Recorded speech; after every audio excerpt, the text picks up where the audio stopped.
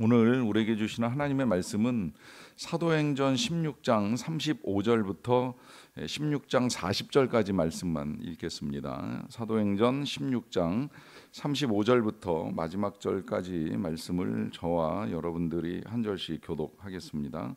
나리샘의 상관들이 부하를 보내어 이 사람을 놓으라 하니 간수가 그 말대로 바울에게 말하되 상관들이 사람을 보내어 너희를 놓으라 하였으니 이제는 나가서 평안히 가라 하거늘.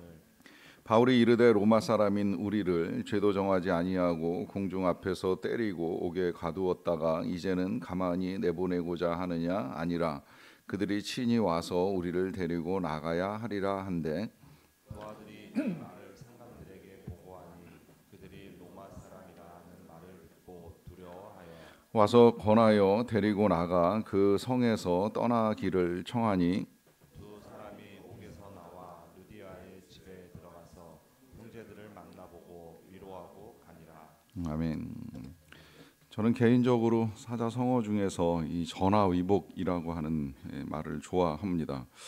원래 좋아했던 단어는 아니지만 성경을 읽고 하나님을 알아가면서 이제 하나님이 우리에게 이 성어의 뜻대로 화가 변하여 복이 되게 하시는 분이시다 하는 사실을 발견하였기 때문입니다.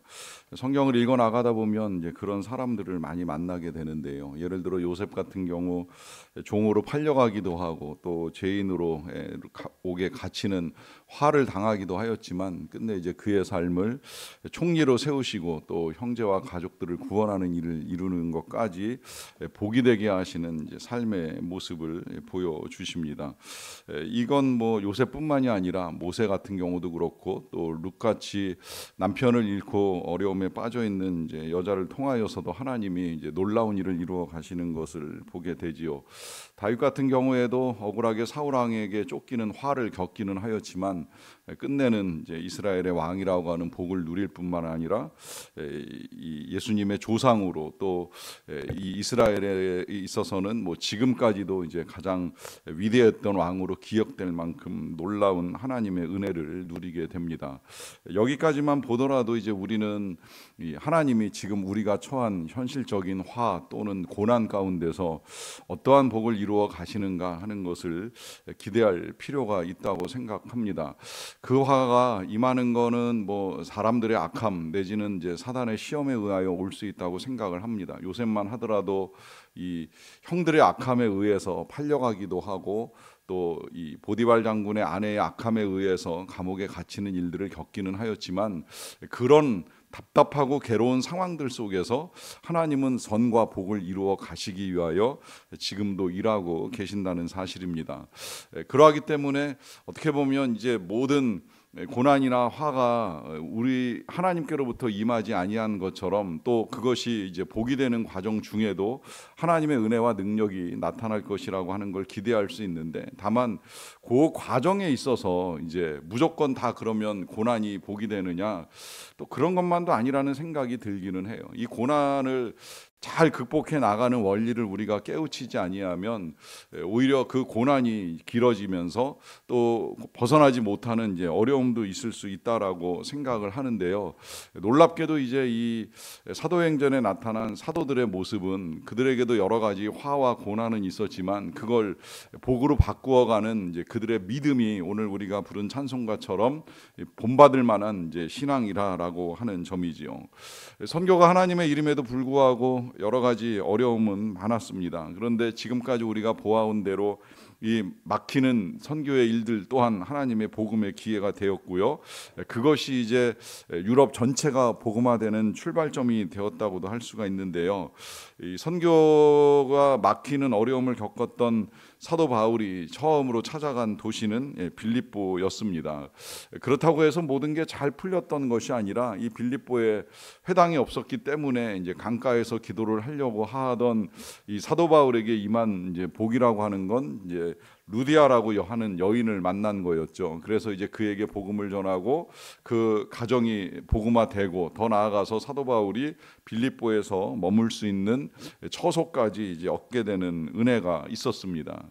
문제는 이제 그 다음에 벌어지는 사건인데요. 이 빌립보 지역에 귀신이 들려가지고 남의 점을 쳐주는 여종이 있다 보니까 그 여종으로부터 이득을 취하는 주인이 있었고, 문제는 이 여종이 이제 사도 바울까지 쫓아오면서 이제 여러 차례 귀찮게 하기도 하고, 또 사도 바울의 마음 안에는 안타까운 마음을 불러일으키다 보니까 그 여종 안에 들어있던 귀신을 쫓아내 주는 일을 하셨지요. 문제는 이제 이게 발단이 되어서 사람들에 의해서 두드려 맞고, 그리고 이제 옥에 갇히는 일까지 겪게 됩니다. 선한 마음, 또 불쌍히 여기는 마음으로 귀신을 쫓아내 주었지만 이제 찾아온 결과는 말 그대로 이제 화와 고난이고, 이 화와 고난은 자신의 이득을 잃어버린 이제 사람들에 의한 모함과 또 인간의 폭력성에 의해서 저질러진 악이라 할 수가 있습니다. 그러다 보니까 이제 사도 바울은 성경에 나와 있는 표현대로 옷이 찢기고 감금된 상태에서 차코까지 채워지는 이제 불행을 겪게 되는데요. 이 또한 생각지 못한 고통이고 억울함이라고 생각이 됩니다. 그런데 여기서 이제 사도 바울이 보여주는 이제 놀라운 선택은 찬송과 기도라고 하는 거예요. 어떻게 보면 참 답답하다, 괴롭다, 우울하다 이제 이런 생각을 할 만한 그 옥중 상황 속에서 사도 바울은 신라와 함께 찬송과 기도를 통하여서 하나님께 영광을 올려드리고 또 하나님을 찾는 간절한 이제 믿음을 보여줍니다. 여기에 이제 우리가 화를 복으로 바꾸는 이제 인간의 태도가 나온다고 할 수가 있는 것인데, 그것은 억울한 일을 지속적으로 묵상해 가는 것이 아니라 그 가운데도 찬송하고 또 그 가운데 하나님을 찾고 기도하는 시간을 갖는 것입니다.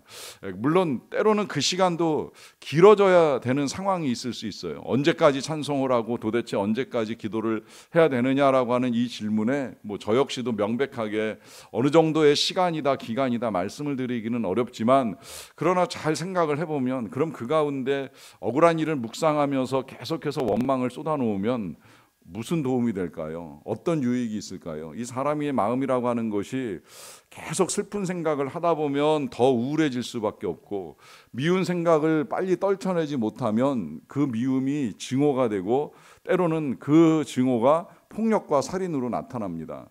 나쁜 생각이든 좋은 생각이든 묵상하면 묵상할수록 커질 수밖에 없는 상황에서 지금도 상태가 너무 안 좋은데 그걸 계속 곱씹어봐야 좋을 건 없다는 것이죠. 이제 그러하기에 그 생각을 바꾸기 위해서라도 찬송과 기도는 하나님을 찾는 힘이 되고, 그 하나님을 찾을 때에 이 상황과는 다르게 우리에게 복과 은혜를 베풀어 주시는 하나님에 대한 기대와 소망이 커지면서 상황은 바꿀 수 없지만 마음을 바꾸어가는 하나님의 은혜를 누릴 수 있게 된다는 것입니다.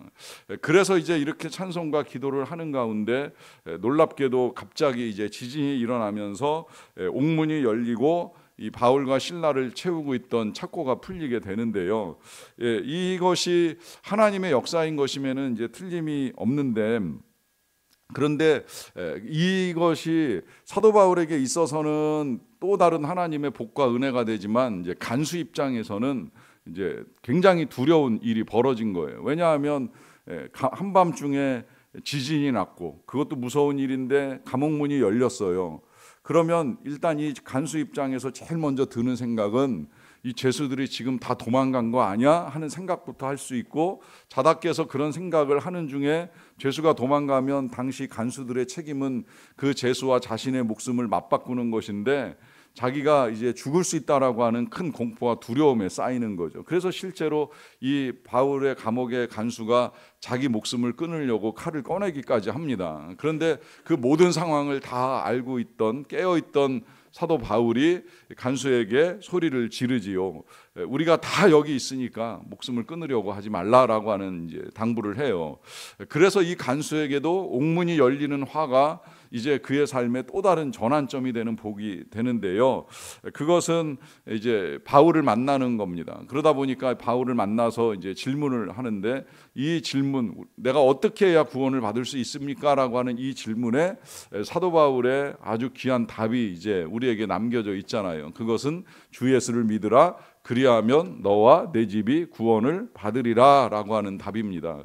개인적으로는 한참 막 제자훈련하고 성령 충만하고 하는 고등학교 1학년 때 이 말씀 암송하면서 굉장히 큰 힘을 받았는데, 내가 예수 믿으면 나와 내 집이 구원을 받는다라고 하는 이 말씀 믿으면서 기도하는 가운데 그 해에 이제 저희 부모님이 함께 교회에 다시 이제 출석을 하시면서 신앙생활을 하시기로 한 은혜를 누리게 되었는데, 이 말씀이 뭐 저에게만 이루어진 일이 아니라 이 빌립보 감옥의 간수에게도 이루어져서 그날 밤에 이 간수의 가족들 전체가 다 예수를 믿고 사도 바울에게 세례를 받는 은혜와 영광을 누리게 됩니다.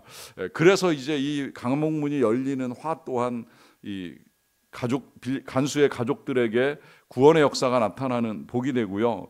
이건 또 여기서만 그치는 것이 아니라 이제 이런 일들을 경험하게 된 이 간수가 이 사도 바울 몸에 이제 있었던 모든 상처들을 물을 가져다가 다 씻어주고 또 음식을 가져다가 이제 드시게 하고, 그래서 온 가족들과 바울과 실라가 함께 큰 기쁨을 이제 누리는 사건까지 일어나게 되는데요. 이 모든 것들을 통하여서 이제 우리 하나님이 어떻게 우리의 고난을 바꾸어 가시는가 하는 것을 보여주시는데요. 이제 오늘 저와 여러분들이 함께 읽은 본문은 이제 그 다음 날 아침에 이제 일어난 사건입니다. 그 다음 날 아침에는 상관들이 부하를 보내어서 감옥에 들어있던 바울과 실라를 놓으라 하는 거예요. 근데 이제 여기서 이 사도 바울이 이런 말씀을 하십니다. 37절에 보시면 바울이 이르되 로마 사람인 우리를 죄도 정하지 아니하고 공중 앞에서 때리고 옥에 가두었다가 이제는 가만히 내보내고자 하느냐? 아니라 그들이 친히 와서 우리를 데리고 나가야 하리라 라고 하는 말씀을 합니다.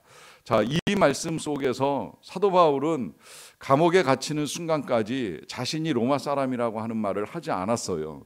그리고 이제 상관들이 부하를 보내서 놓아주려고 하니까 이제서야 자신의 신분을 밝히면서 로마 사람은 원래 로마법대로 재판을 하고 재판의 결과에 따라서 이 처벌을 하든가 해야 하는데, 그런 재판 절차를 밟지 않고 지금 처벌받은 거에 대한 이제 이의를 제기하는 것입니다. 그리고 그 이의를 제기하는 것도 다른 어떤 것이 아니라 이제 이런 처벌을 내린 상관이 직접 와서 정중하게 사과를 하고 그 사과를 받고 난 다음에 이제 이 감옥을 나가겠다라고까지 하는 말을 하는 것이지요. 이 말을 듣자 이제 로마 그 상관들이 이제 두려움에 빠진 거예요. 이게 법대로 일이 처리가 안 되면 혹시라도 이제 로마 당국에 의하여 이 상관들도 처벌을 받을 수 있다라고 하는 이제 두려움에 휩싸이게 된 것이죠. 그러다 보니까 이제 이 상관들이 찾아와 가지고 이 바울에게 간청을 하고 또 설득하는 과정을 거친 다음에 결국은 이 사도 바울은 이제 출소를 하게 됩니다. 뭐 이런 과정도 뭐 귀한 과정이라고 생각을 하지만, 사실 이제 오늘 결론적으로 제가 여러분들하고 주목하고 싶은 것은 이제 이런 과정을 거쳐서 떠나게 된 이 사도 바울이 감옥에서 나오자마자 이제 제일 먼저 찾아간 곳이 다시 이 만났던 루디아의 집이에요. 그래서 40절에 보시게 되면 두 사람이 옥에서 나와서 루디아의 집에 들어가서 형제들을 만나보고 위로하고 가니라라고 하는데요. 자, 사도 바울이 루디아의 집에 간 것은 뭐 너무나 당연하지만 마지막에 그 집에 있는 형제들을 만나보고 위로하고 가는 이 내용이 왜 중요한지 다 이해하시리라고 생각을 합니다. 그것은 아마도 이 크지 않은 도시에서 사도 바울과 실라가 감옥에 갇혔다는 소식을 루디아와 이 집에 있는 교회 형제들이 다 들었겠지요. 들었으면 얼마나 걱정을 했겠어요. 사도께서 매를 맞으셨대, 감옥에 갇히셨대, 뭐 재판도 안 하고 지금 착고에 채이셨대, 뭐 이런 이야기를 들으면 굉장히 걱정도 크고, 그 걱정을 풀기 위한 이 루디아 집에 있는 교회 성도들의 마음도 안타까운 마음으로 기도하지 않았겠습니까? 그들 또한 답답하고 또 한편 간절한 마음으로 사도 바울의 출소를 위해서 얼마나 기도를 했겠어요. 그러는 가운데에 생각보다 길지 않은 시간에 사도 바울이 이튿날 아침 이제 깨어서 건강한 모습으로 다시 이들을 만날 때에 그들의 마음에 큰 위로가 임하였을 것이라고 생각을 합니다. 그러니 이제 이 하나님의 위로는 한 개인에게만 임하는 위로가 아니라 함께 기도하는 모든 사람들에게 임하는 이제 위로가 될 수 있다는 것이죠. 그런 점에서도 우리 하나님은 또다시 화가 변하여 복과 은혜가 되시는 일을 이루어 가십니다. 그러하기에 오늘도 하나님 앞에 찬송하며 기도하시는 여러분들 가운데 소망이 있었으면 좋겠습니다. 하나님이 나의 모든 삶을 바꾸어 가실 것이다. 우리는 고난이 변하여 영광이 되게 하시는 하나님을 믿는 사람들 아닙니까? 십자가의 죽음이 끝내 부활의 영광으로 바꾸시는 하나님의 능력을 신뢰하는 믿음을 가진 사람들 아닙니까? 그러하기에 기도하는 저와 여러분들의 삶에도 이루어 가실 하나님의 선하고 놀라운 역사들을 기대하시면서 기도하는 가운데 하나님의 은총을 경험하는 저와 여러분 다 되시기를 간절히 축원합니다. 기도하겠습니다. 사랑과 은혜가 풍성하신 아버지 하나님 감사합니다. 하나님께서 우리의 화가 변하여 복이 되게 하시고 고난이 변하여 영광이 되게 하시는 은혜를 이루어 가시는 것이 얼마나 감사한지요. 때때로 우리는 현재 우리가 당하는 고난이 너무나 크게 느껴져서 언제 지나갈지 언제 끝날지 답답한 마음에 하나님을 찾습니다. 하지만 때가 이르면 하나님의 때에 하나님께서 선한 일을 이루어 주실 줄로 믿사옵나이다. 그 옛날 사도의 삶에 또 함께 기도하는 교회 성도들의 삶에 큰 위로와 은혜를 베풀어 주신 하나님, 오늘도 기도하는 주의 백성들의 삶에 크신 은총 내려 주시옵소서. 특별히 여러 가지 안타까운 사연들을 가지고 기도하는 주의 백성들의 아픔을 아시지요. 하나님 불쌍히 여기시고 도와주시기를 간절히 원합니다. 특별히 연로하신 어르신들의 편찮음으로 말미암아 하나님의 은혜를 간절히 구하는 주의 백성들이 있사옵나이다. 긍휼히 여기시고 은총을 내려 주시옵소서. 수술을 마치고 회복의 과정에 어려움을 겪으시는 우리 성도님의 아버님을 불쌍히 여겨주시고 이 시간에도 하나님 치료하는 광선을 발하여 주시사 은혜 가운데 고침받으시고 다시 일어나 하나님을 찬미하는 역사가 나타나게 도와주시옵소서. 그 밖에도 기도하는 모든 주의 백성들의 무릎 위에 올려져 있는 가족들의 여러 가지 아픔과 문제들을 헤아리시고 주의 능력 가운데 도와주시기를 간절히 원합니다. 입시를 치르는 자녀들이 있습니다. 실기시험을 보는 중에 있사온데 능력을 더하여 주시고 지금까지 열심을 다하여 준비한 그 모든 것들을 가지고 심사위원들 앞에 설 때에 능력을 발하게 도와주시고 하나님의 은혜 가운데 심은 대로 거두는 역사가 나타나게 도와주시옵소서. 아버지 하나님, 우리가 기도할 때에 선한 역사를 이루어 가시는 하나님께 소망을 두고 간구하는 그 모든 것들마다 하나님께서 판단하시는 대로 선하고 의로운 결정들을 이루어 주시기를 간절히 원합니다. 특별히 우리 선교사님들의 아픔도 헤아려 주시고 능력 가운데 고침받게 도와주시고 그래서 건강한 몸을 가지고 일상의 사역들을 감당해 나가시는 중에 선교지 많은 영혼들이 하나님께로 돌아오는 은혜의 일들을 이루어 가게 하여 주시옵소서. 나라를 위하여 애통하며 기도하는 주의 백성들의 간절한 기도와 간구를 들으시고 이 나라에 악한 법들이 세워지는 일들을 막아주시고 선한 법들이 제정됨으로 말미암아 국민들의 삶에 정말 참된 유익과 기쁨을 줄 수 있는 선한 일들만을 이루어 갈 수 있도록 통치자들에게 양심과 지혜를 더하여 주시기를 간절히 원합니다. 모든 일들을 통해 우리를 선하게 다스리시는 주님의 이름이 높임 받으시기를 원하옵고 예수님의 이름으로 기도하옵나이다. 아멘.